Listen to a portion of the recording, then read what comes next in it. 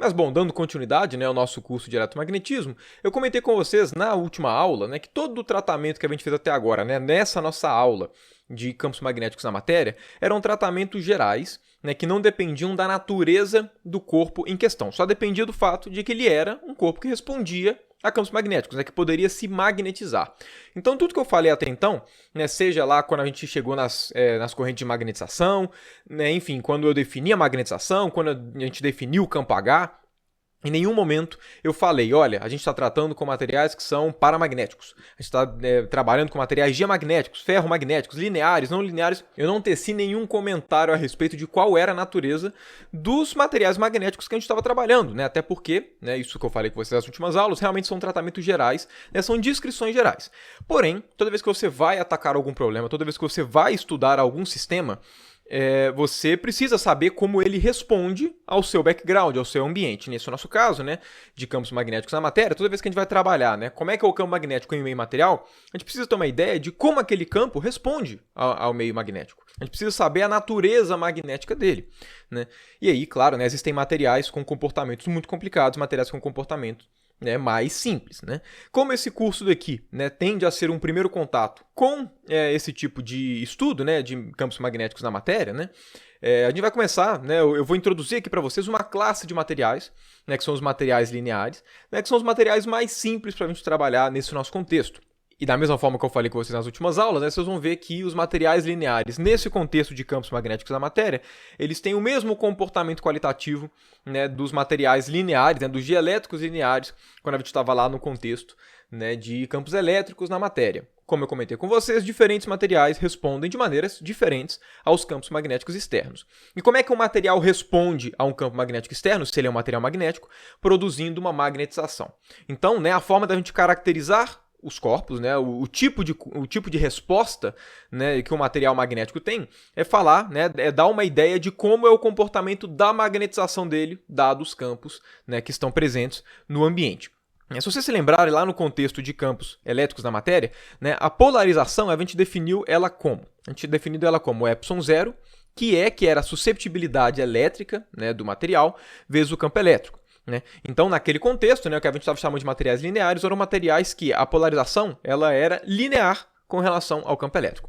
Aqui, né, para os nossos materiais lineares, nesse contexto magnético, a ideia é a mesma. Se a gente fosse partir, né, de uma definição bem análoga, né, fazendo aquelas adaptações, né, do contexto elétrico para o magnético, como é que seria? A gente sempre vê que nas analogias, né, o nosso ε0 se transforma em 1 sobre μ0. O nosso, aqui é uma constante, né? A constante de susceptibilidade elétrica. Né? Nesse nosso caso aqui, né, apareceria um análogo, que seria a susceptibilidade magnética, e aqui apareceria um campo magnético. Então, se a gente quisesse definir materiais lineares da mesma forma que a gente definiu antes, né, levando em conta que materiais lineares são materiais que respondem, né, com uma magnetização proporcional ao campo magnético, a gente poderia definir eles dessa forma. Porém, a gente não define materiais magnéticos desse jeito daqui, né? Não significa que materiais magnéticos não vão continuar com essa relação, né? De que M é proporcional a B. Porém, essa não é a constante de proporcionalidade. Por uma questão de tradição, né, e por uma razão algébrica que eu vou explicar para vocês já, né, a gente define um material magnético em termos de uma proporcionalidade, e por consequência, né, a susceptibilidade magnética é em termos de uma proporcionalidade entre M e H. Então, não é essa a forma daqui que a gente define, né, meios lineares. A forma que a gente vai definir meios lineares vai ser como? Vai ser a magnetização ela é igual a QM vezes o H. Na prática, né, eu vou mostrar isso para vocês, né, se M é proporcional a H, então M é proporcional a B. Né? A única diferença dessas duas definições daqui é a forma que a gente define susceptibilidade magnética. Então veja a escolha por essa definição ao invés dessa como uma escolha conveniente, né, de se definir, né, a susceptibilidade magnética. Né? Algebricamente vocês vão ver que tem sentido a gente definir ela desse jeito, ok? Então essa relação daqui, né, que vai ser a relação que vai definir pra gente os materiais magnéticos lineares, né, de forma, né, deixa eu só deixar aqui explícito, esse nosso QM é exatamente aquela suscetibilidade magnética.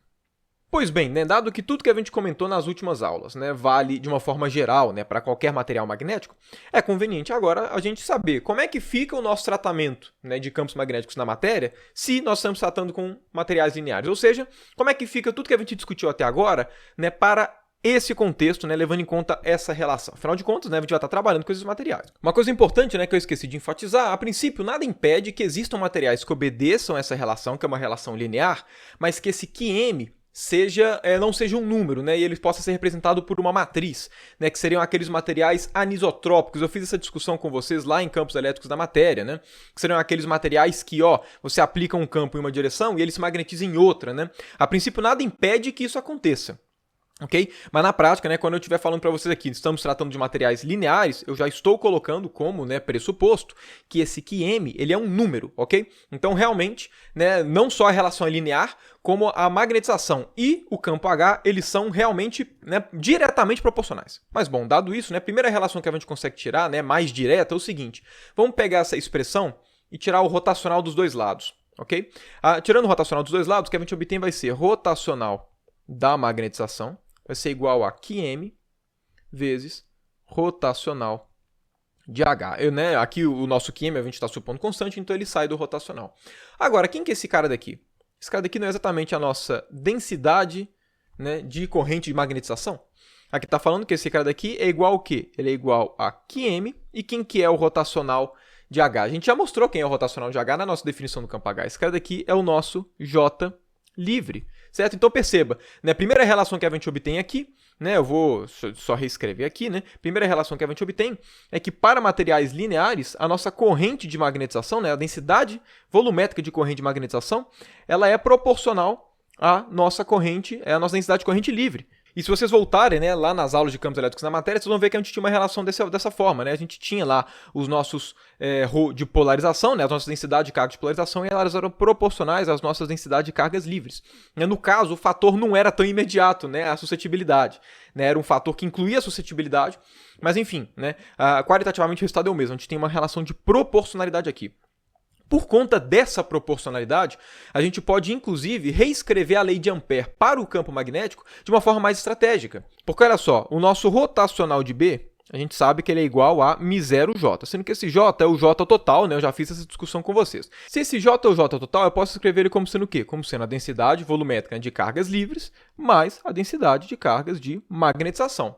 Agora, existe essa relação de proporcionalidade, né? Eu posso escrever todo mundo aqui em termos do JL e tirar o JL em evidência, né? Colocar o JL em evidência. Então, isso aqui vai ficar quanto? Vai ficar μ0, 1 mais QM vezes o nosso J livre. Agora, olha só, esse cara daqui, né, tem uma cara reconhecível lá no caso elétrico, né? Quem que era ε0, 1 mais QE? Esse cara daqui era o que a gente definia como sendo aquela, né, constante de permissividade elétrica do meio. Aqui a gente tem exatamente a mesma, né, definição, só que com, né, as constantes magnéticas. Então, esse cara daqui a gente vai definir como uma constante μ. E quem que é esse μ? Esse μ é a permeabilidade magnética do meio. Nesse sentido, né, vocês podem ver a preferência em se definir materiais lineares por essa relação, né, e não por aquela entre M e B, né, que eu coloquei inicialmente, como sendo, né, para que a gente chegasse em um caso análogo aqui para a permeabilidade magnética, né, para que a gente ficasse com uma cara semelhante, né, ficasse mais conveniente, né, a relação entre suscetibilidade e a permeabilidade magnética do meio. Ok? Mas enfim, esse cara daqui, né, resulta para a gente em quê? Isso aqui resulta para a gente que o nosso rotacional de B, né, escrito para materiais lineares, ele vale o quê? Ele vale μ vezes o nosso J livre, né? Ou também na forma integral, né? Quanto é que daria? Isso daqui daria integral de B dl. Esse cara daqui seria igual ao quê? Seria igual a μ vezes a corrente livre que passa dentro do caminho de integração. Então perceba que para materiais magnéticos, a gente consegue, né, reescrever a nossa lei, né, de Ampère em termos só da corrente livre. Então, se a questão estiver pedindo para você, olha, qual que é o campo magnético dessa situação, né, que envolve o meio material, sendo que a gente está tratando com materiais que são lineares, né, materiais magnéticos lineares. Se você nem quiser pensar no campo H, nem precisa. Basta você reescrever a lei de Ampère em termos das densidades livres, né, ou das correntes livres, e aí você troca o seu μ0 pelo μ. E aí o mesmo adendo que eu fiz no caso elétrico. Isso significa que a lei de Ampère ela é modificada para materiais lineares? E a resposta é não. Essa expressão daqui, né, rotacional de B igual a μ vezes JL, esse cara daqui é idêntico a rotacional de B é igual a μ0J, ok? Eu não fiz uma modificação na lei de Ampère para tratar campos magnéticos, né? Essas duas relações, elas são idênticas, ok? Idênticas. Inclusive, eu parti dessa relação daqui, que é aqui, e só coloquei, né, a proporcionalidade entre Jm e Jl, que vem do fato do material ser linear. Mas perceba, eu não estou modificando a lei. Isso é muito importante, porque é muito comum, né, você ver, né, principalmente estudantes, né, falando ou, né, interpretando que, olha, a lei de Ampère ela é modificada para materiais lineares, né, dessa forma daqui, mas não é modificada, ok? O rotacional de B ele depende de todo o J, né, independente se é J livre ou J de magnetização. A questão é que nessa constante μ daqui, que não é o μ0, nela está contida a informação da corrente de magnetização. Ok? Por isso que aqui aparece J livre. Não é que esse cara daqui não depende do J de magnetização. É que o J de magnetização já está embutido na constante. Ok? Muito cuidado com a forma que você interpreta, né, essas adaptações das leis. Mas, bom, além dessa relação entre Jm e Jl, né, e dessa, né, reescrita da lei de Ampère, essa expressão daqui que define materiais lineares nos permite reescrever, né, a relação entre o campo magnético e o campo H. Né, porque se vocês se lembrarem, qual que era a definição do campo H? Né, o campo H ele era definido como 1 sobre μ0 vezes o campo magnético menos a magnetização. Ok? Agora, se a gente tem uma relação entre a magnetização e o campo H, né, para materiais lineares, isso significa que a gente pode escrever, né, para essa classe de materiais, o nosso H escrito somente em termos do campo magnético. Né? A gente consegue colocar realmente uma relação. Quanto é que o H vale em relação ao campo magnético sem envolver a magnetização no meio. Okay? Como é que a gente faz isso? A gente, no lugar aqui, né, da nossa magnetização, o que a gente vai fazer? A gente vai simplesmente colocar, né, a definição aqui, né, a nossa definição de materiais lineares. Então, o nosso H aqui vai ser igual ao quê? 1 sobre μ0 vezes o campo magnético menos QM vezes H. Percebam que, reajeitando essa expressão, né, o que a gente obtém vai ser o quê? O que a gente vai obter vai ser que B é igual a μ, que multiplica μ0, né, que multiplica 1 mais QM vezes H. Ou seja, né, quem apareceu aqui foi exatamente a nossa definição, né, da permeabilidade magnética do meio. Então, né, significa que para materiais lineares, né, deixa eu só subir esse cara um pouquinho, significa que para materiais lineares, né, a gente tem, inclusive, que o nosso campo magnético e o nosso campo H são proporcionais, ok? Dados exatamente, né, por essa relação daqui, né? Dados por essa relação. A partir dessa proporcionalidade, né, entre o B e H, inclusive era possível, né, mostrar aqui a forma da gente reescrever a lei de Ampère, né, em termos só das correntes livres. Por quê? Porque se a gente sabe, né, que o rotacional, né, se a gente sabe aqui que o rotacional de H ele vale só JL e a gente tem essa relação de proporcionalidade, né, o que a gente pode fazer? A gente multiplica por μ em ambos os lados. O μ é constante, entra para dentro do rotacional, vai ficar μH, que vale o quê? B, então vai ficar rotacional de B é igual a μ JL, certo? Então, enfim, eu poderia ter chegado nessa relação depois de ter mostrado essa, né? Tanto faz, mas, enfim, o que importa são que essas duas relações são válidas aqui para materiais lineares. Mas, bom, dado, né, essas nossas relações de campos magnéticos na matéria aplicados, né, a materiais lineares, agora talvez venha uma das principais perguntas que a gente tem que se fazer, que é, beleza, mas existem materiais, né, que respeitam esse regime? Né? Existem realmente esses tais materiais lineares? Ou isso daqui que a gente fez, né, foi só, beleza, né, um procedimento que matematicamente faz sentido, mas fisicamente não existem materiais que mantêm esse tipo de comportamento? E a resposta é, existem sim, né? Esses materiais existem. Inclusive, os materiais lineares eles têm uma importância muito grande, né, a gente estudar esse tipo de classe de materiais, pelo mesmo motivo que estudar o oscilador harmônico, né, na mecânica é muito importante. Muitos sistemas que oscilam não são descritos pelo oscilador harmônico. Né? Muitos sistemas não oscilam harmonicamente. Mas por que é muito importante a gente estudar o oscilador harmônico? Né? Dentre diversos motivos, porque qualquer corpo que oscila, né, dado um potencial, né, independente da forma que ele tenha, pode não ser parabólico, né? Imagina que você tem, sei lá, igual ao potencial atômico, né, que você tem aquela coisa que vem lá em cima e depois vai... Enfim, independente do potencial, se você tem um mínimo de potencial, nesse mínimo de potencial, quando você tem pequenas oscilações, né, em pequenas oscilações, o seu potencial sempre pode ser aproximado de um potencial parabólico. Então, o oscilador harmônico ele serve como uma primeira aproximação para todos os tipos de oscilações, né, em torno, claro, de um ponto de equilíbrio estável.